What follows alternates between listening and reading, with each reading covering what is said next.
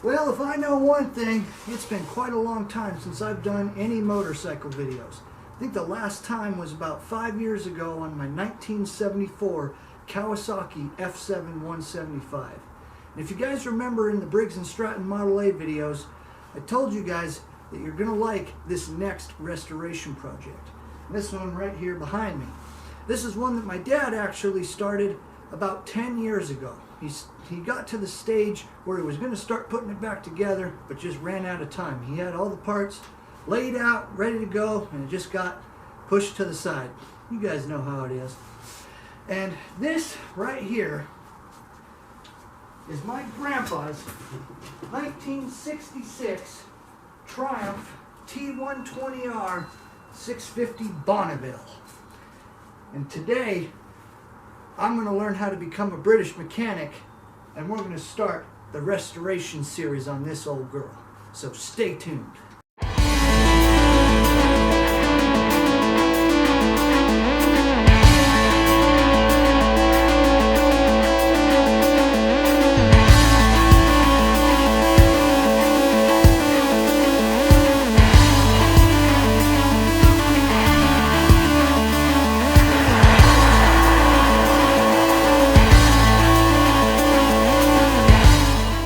Howdy there y'all, Yamasaki here, and welcome back to the channel. And that's right, today we're going to be restoring, or at least starting to restore, something that's not even from America. This right here is a 1966 Triumph Bonneville TR120 650. Widely known as one of the most iconic and legendary motorcycles to ever be built by man's hand. And at least in this video, I'm not going to be doing much work on it as I'm still trying to find parts. They're laid all about the old house here. Because like I said, my dad started rebuilding this bike probably about a decade ago. And he got to the point where he was going to put it back together and get it running. And time just ran out, you know. As you can see, the frame's all painted, the fenders are all nice and shiny. All the chrome's looking really good. You know, for sitting 10 years, it's got some scuffs, but I'm not worried about that because it's a really, really clean bike. Just got to get it put back together. Like I said in the intro, it's going to be my opportunity to learn how to become a British mechanic because I have absolutely never, ever, ever worked on a British motorcycle, or anything British for that matter. Another challenge I'm going to have to overcome is working with Whitman hardware. So back in the day, Britain had their own system for hardware, for nuts and bolts. It was called the Whitman. Neither metric or imperial standard American works on this bike. So yeah, I've certainly got my work cut out for me on this old thing. Got to find all the parts and pretty much put it together just like I did my 80 Toyota pickup. It's in pieces and I got to put it back together. But just look at this thing. I don't know if that's the original mileage, but if that is, this was a really low mileage bike. Only 1,800 miles. These bikes are so classic. So much chrome. Built just right. Just right. Yeah. Dad got some new tires put on it. Forks have all been rebuilt. It's looking good. Good base to start with. Most definitely. But I'm not kidding when I tell you the parts are lying everywhere. Like there's the headers, the gas tank to the 66 as well as a 67 Triumph Bonneville. There'd be the iconic pea shooter mufflers. Damn, those things look good. Lights, there's that classic switch right there. Gaskets for the cylinder. Coils, pretty sure that's a motor mount. There's the foot peg rubbers. Headlight, ammo carburetors, tail light, chain, fender. Just up above there's the cylinder, the head, brand new set of pistons and rings that need to be fitted to that cylinder. It's one of the major things that needs to be done to this bike. Although Dad did say that the machine shop that we've gone to for multiple engine rebuilds, the guy there does happen to have the other cylinder, I believe, and the other head. I don't know. Dad was collecting a whole bunch of parts just in case, you know. And if I'm correct, on this table here is all the rest of the parts to that bike. Every little nook and cranny bit. Right here. Including the side cover and the oil tank. The chain guard. The rear fender. Pretty busted up right there. Got welded at one point. Yeah. Right here is all the rest of the parts. Mainly for the engine. Lots of goodies. Speaking of the engine just so happens to be right here on the workbench. Ooh, look at that. Ah, good stuff. Anyway, this right here is the bottom end of the engine. This is where my dad had ceased working on this thing. He was getting ready to put this part back together and then get it in the frame, and I bet all the rest comes after that. Yeah, this is pretty much where I'm starting, is right here on the engine. I've been watching some videos and going through the manuals that Dad collected over the years. Got a Haynes manual for 650 and 750 Triumphs from 63 on up. Got a Bonneville shop parts catalog. And then we do have an original Triumph workshop manual. But yeah, this is where I'm starting. And the main videos I've been watching are by a guy by the name of Lowbrow Customs.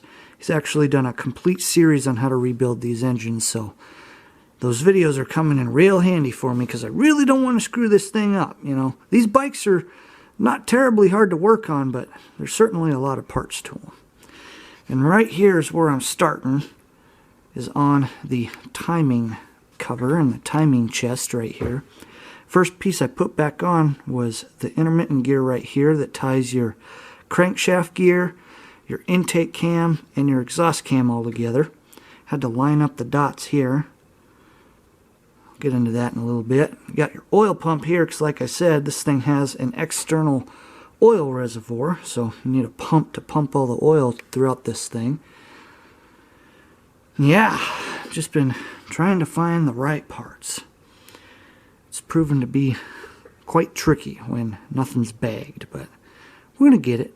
We're going to get it. So the first thing I did on this engine is I cleaned it with xylene, even in the case here, everywhere, because all these covers have been off for a decade. And there was a pretty thick layer of greasy dust everywhere, so still need to get some spots. There's some spots that I'm missing, but Dad put a rag in there to keep all the dirt and stuff out of there, so that's good. And then, like I said, I put the intermittent gear on and onto the timing. I think I got it just right, and I'll show you the workshop manual. It's got a good picture here, but basically it's like a Y. Think of it like a Y. You got 3 points here of contact, and you can probably barely see it, but the dot on the crank is right there, and it's got to be in between these two marks on the gear there. On your exhaust cam, you got 2 dots. It's pretty simple. But on the intake cam here, it's a little more tricky. See, Dad stopped here because he wasn't sure which two you got to line up. Because you got to line up one of these marks with the dot here. And usually the manual says it's the longer one. Well, in this case, both of these are about the same size. There's really no difference other than thickness. But on Lowbrow Customs, he said that traditionally, it's the lower one. So I went ahead and I put it on the lower one there. But, like I said, I'm not a Triumph guru by any means. I'm literally a beginner. So, all you Triumph gurus, comment down below if I'm doing anything wrong, or you got any tips or anything like that. So I got that all done. The pump works pretty good. I turned it before I ever even, put this gear on, because everything's tied together now. The pistons are moving, or the connecting rods at least. So after that, I went searching for these covers. I was able to find all of them. Got 3. Got one big one on the primary, as they call it, which is this side here. It's got your clutch and all that. this one's your, I don't know, what would you consider that one? Transmission case. This is a separate piece here, so you can take this off and then you split the crank. There's two more pieces, the big pieces for the crankcase. You take this one off, but then there's this one here, and it houses your spring for your kickstart as well as your shift lever. It ends up going here, and fiddle-diddling with this piece right here. It really looks out of place. Looking at some of the videos, it looks like this should be up more, or more straight, I guess. It almost looks like it's down a little bit, but I don't know. Gonna have to check on the manual. So yeah, I got 3 covers, and this one right here also houses your points, so you can see where it goes there.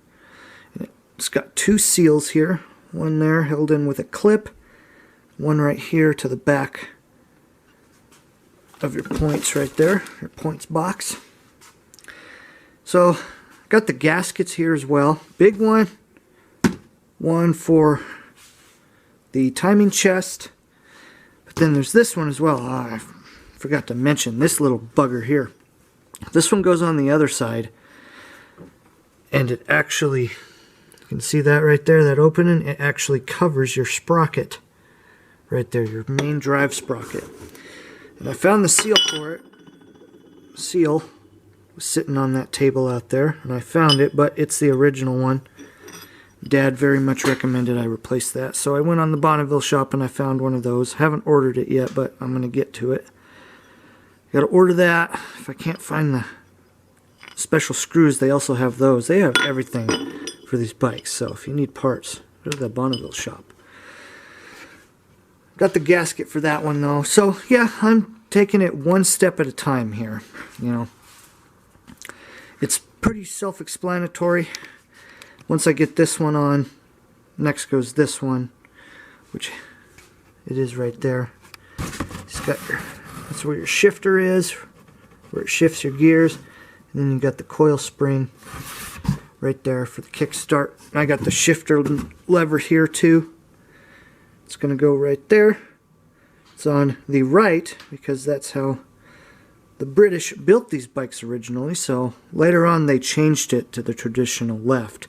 But yeah, that goes right there. I'm going to need it in order to sift through my gears there, make sure everything's working properly. So yeah, that's where I'm at on the engine. Just got to take it, like I said, one step at a time. It's looking pretty good so far. Dad got this far, so I'm just going on from there. And you know what the crazy thing is? I don't know if this is a special tool, but I found it on the table out there too, and it fits these Allen head machine screws. I think these are actually, if I remember, because I used a different wrench, it was 3/16, which is crazy to me. Either someone was fiddle-diddling with this way back before my grandpa had it and put some American stuff on, but then I don't know. I think nowadays they're making hardware that's American or metric and it'll actually fit on these, but I don't know if this is Whitman stuff right here, the original stuff, or what's going on there. But they all go in here. There's 2 longer ones and then all the other ones are small. So yeah, I had the gasket on and the cover on here before, but I wanted to double check my work, and I also wanted to show you guys how this is all set up. And here is the original workshop manual, and I have it on the timing right there, as you can see. Shows you perfectly where all those gears need to go.